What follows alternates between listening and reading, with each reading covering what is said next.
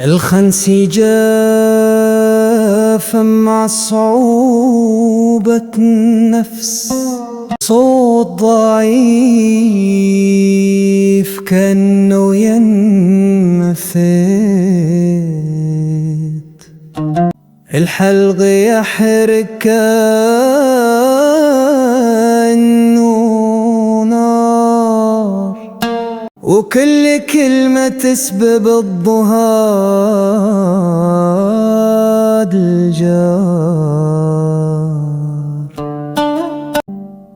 يزداد الألم عند الضحك، وينتقل الخوف مثل البرق، يحب البرد والمشروب الدافئ.